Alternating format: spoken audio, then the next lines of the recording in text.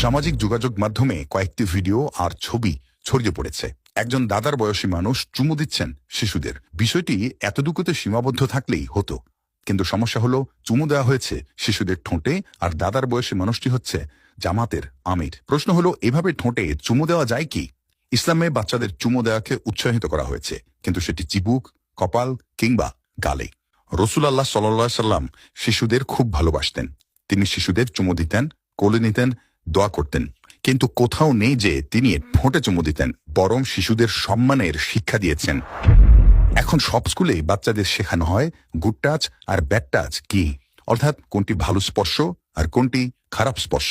যেসব জায়গায় স্পর্শ করলে ব্যাড টাচ হিসেবে দেখা হয় তার মধ্যে অন্যতম হলো ঠোঁট। কোনো নিকট আত্মীয় যদি সেখানে স্পর্শ করে তাহলে সঙ্গে সঙ্গে তা জানাতে হবে মাকে অথবা স্কুল শিক্ষককে। শিশুদের যৌন হয়রানি থেকে বাঁচাতে বর্তমানে সব স্কুলেই এসব শেখানো হয়। এছাড়া বলা হয়েছে, কেউ যদি এমনভাবে শিশুকে আদর করে যা তার মধ্যে অস্বস্তি তৈরি করে তাহলে সেটিও খারাপ স্পর্শ।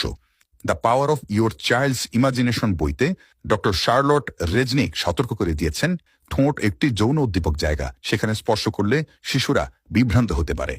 জামাতের আমিরের এই চুমুর বিষয়টি সহজভাবে নেয়নি বেশিরভাগ মানুষ। অনেকেই মন্তব্য করেছেন, সেই শিশুটির জায়গায় নিজের সন্তানকে চিন্তা করে দেখুন, বিষয়টি কি ভালো দেখাচ্ছে?